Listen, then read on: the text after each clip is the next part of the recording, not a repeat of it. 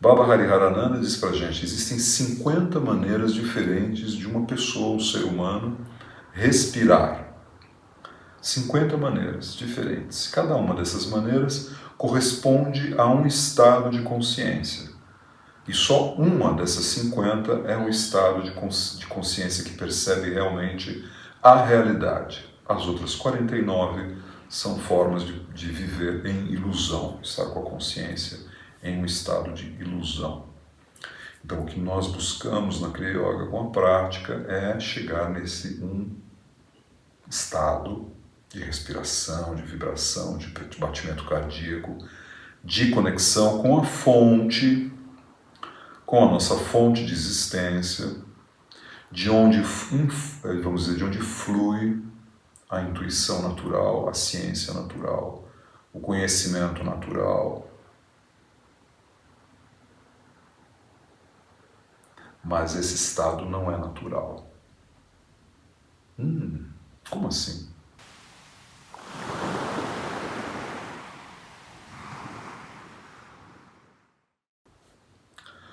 Om Triambaka Yajamahe Sugandhi Pushtivardhana Urvarukamiva Bandhana Mrityamukshiya Mamritate. Om Triambaka Yajamahe Sugandhi Pushtivardhana Urvarukamiva Bandhana Mrityamukshiya Mamritate. Om Triambaka Yajamahe Sugandhi Pushtivardhana Urvarukamiva Bandhana Mrityamukshiya Mamritate.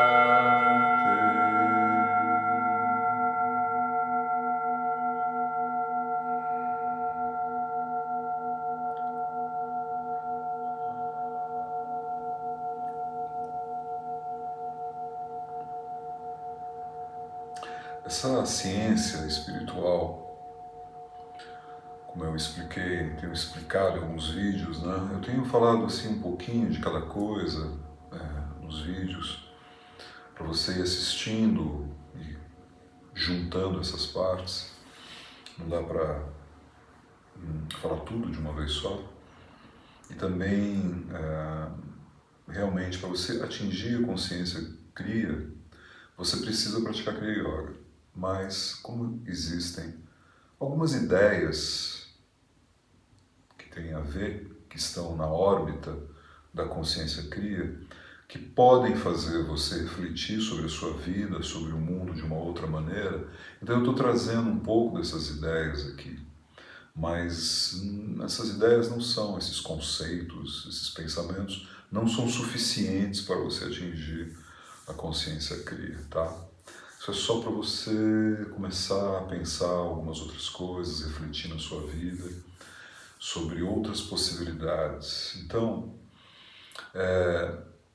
uma das coisas que é um pilar, um fundamento da consciência Kriya é o entendimento dos doshas. Isso vem dos Vedas, é muito utilizado, é a base também da medicina ayurvédica e na yoga, na ciência da yoga, é também trabalhado a questão dos doshas, tá? Dos doshas, das gunas. Então, isso vem desde os Vedas e é uma explicação de como se constitui a realidade, um entendimento de como se constitui a realidade. Então, a realidade, ela existe, tudo que existe, tanto no campo material como imaterial, no campo da forma como da não forma, nasce de três forças que são oriundas. Essas três forças nascem da única força, da força universal, e essa força cósmica, e dessa força cósmica há um desdobramento de três forças, as três gunas, que são Sattva, Rajas e Tamas. Tamas é o aspecto de criar substância, criar forma, é a própria substância que dá a forma. Então é um aspecto de imobilizar, de parar, de criar matéria. Este é tamas, tá? A outra força, rajas, rajas é a força do movimento, a energia.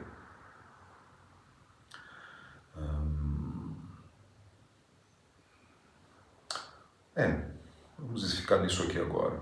É o movimento, a energia. Então você tem como se você tivesse energia e massa, tá?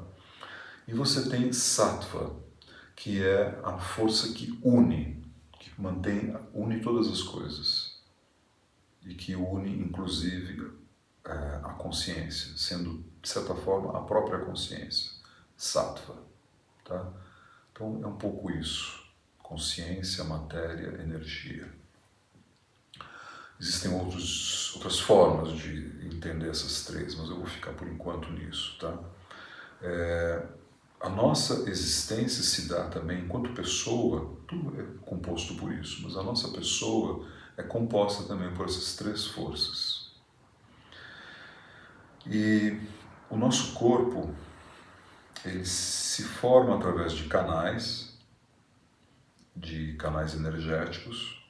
Então existem canais que você conhece fisicamente, como o sistema sanguíneo, né? O sistema linfático, que são canais que só podem ser vistos no corpo, né?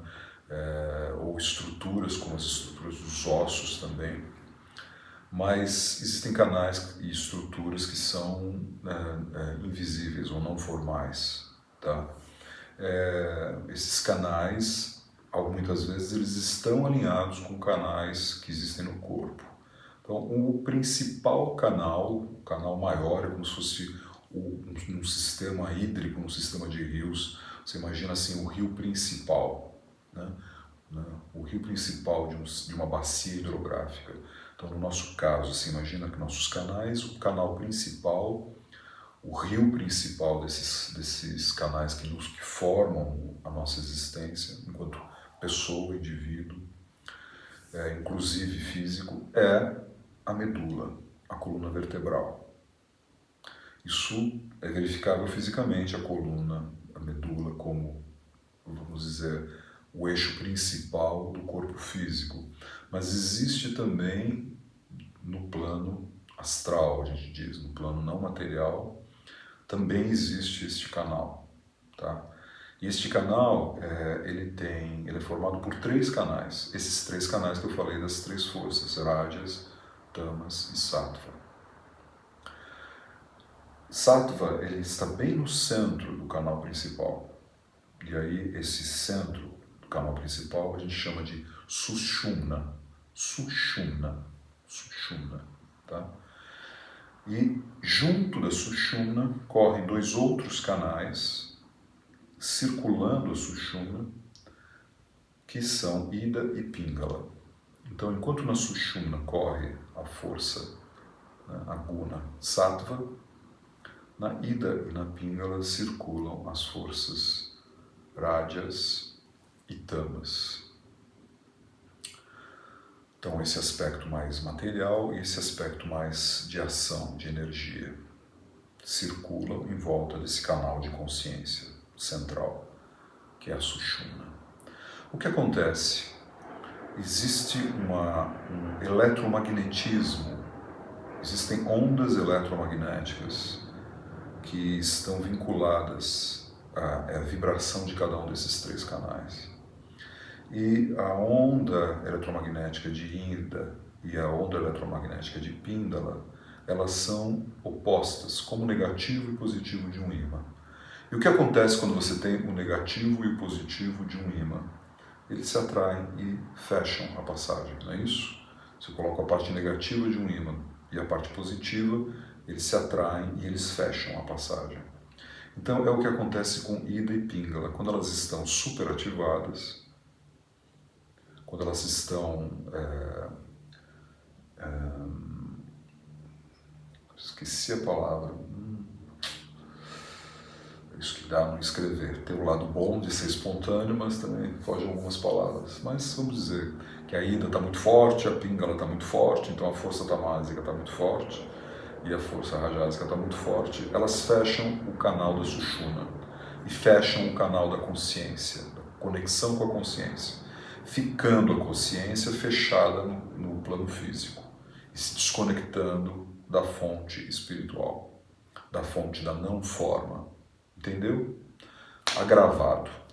Lembrei da palavra. Quando Ida e Pingala estão agravadas, ou seja, em desequilíbrio, estão muito mais fortes do que deveriam, elas...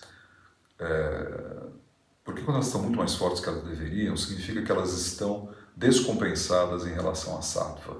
Então, Sattva está enfraquecido. Sattva enfraquecido, Tamas e Rajas tomam conta. Às vezes também Tamas está muito forte, toma conta, ou Rajas está muito forte, toma conta. Seja como for, a conexão com a consciência espiritual desaparece. Não desaparece completamente, tá? Não tem como desaparecer completamente, senão você não existiria. Mas ela fica enfraquecida, ela fica num eco distante de esquecimento. Está lá, mas quase não se percebe. Tá? Então, o que se faz na Kriya Yoga é um processo em que eu utilizo o meu corpo, tá? É uma yoga, é uma yoga. O que é uma yoga? O que é yoga? Tá? Yoga é um dos ramos, estou falando agora o que é yoga de acordo com os Vedas, não a yoga que você vê por aí, as escolas que as pessoas fazem para ficar com corpos bonitos, né? Para ficarem bem de saúde e tudo mais, isso é bom também, mas isso aí vamos dizer assim, é uma coisa menor, que é legal, mas que tem muito mais, a origem disso é muito mais, tá? E claro também, quando as pessoas às vezes ficam presas só no aspecto físico da yoga, acabam entrando num campo de vaidade, de ego, né? de narcisismo e tal, e perdem essa conexão também. Mas a yoga realmente, a yoga verdadeiramente, é uma das escolas de estudo dos Vedas, tá?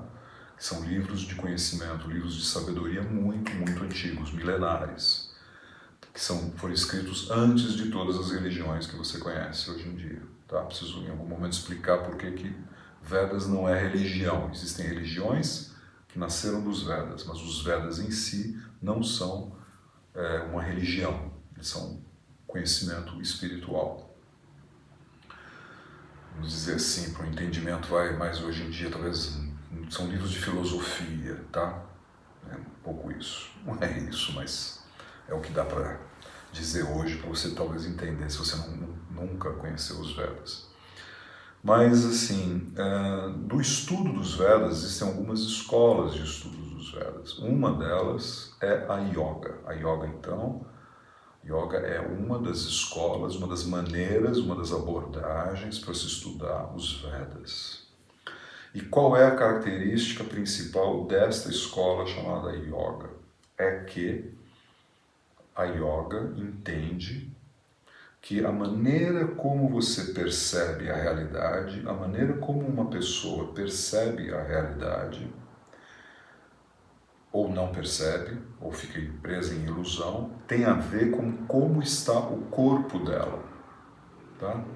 Então, diferentes, vamos dizer assim, calibragens, diferentes ajustes do corpo, e a pessoa tem emoções diferentes, pensamentos diferentes. E, portanto, ela percebe a realidade de formas diferentes. Tá? Então, por exemplo, dependendo do que a pessoa come, dependendo do que a pessoa ouve, do que ela tem na vida dela, do que faz parte da realidade dela, ela vai perceber as coisas, vai ter emoções diferentes e vai achar que as coisas são de um jeito diferente do outro. E, principalmente ainda, dependendo de como a pessoa respira, tá?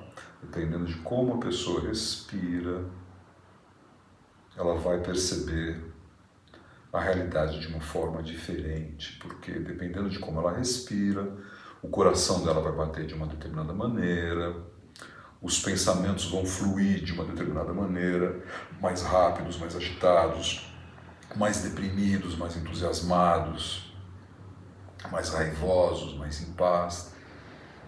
Isso tudo tem a ver então com a respiração e tem a ver também com o eletromagnetismo do corpo. Como está esse eletromagnetismo? Porque vai afetar Ida e Pingala e vai afetar o Sattva, que é o canal de consciência principal. Deu para entender isso? Então, na ciência da Kriya Yoga, né, eu vou utilizar de um conhecimento para colocar o meu corpo num determinado estado, numa determinada frequência, em que eu vou perceber a realidade de uma determinada maneira.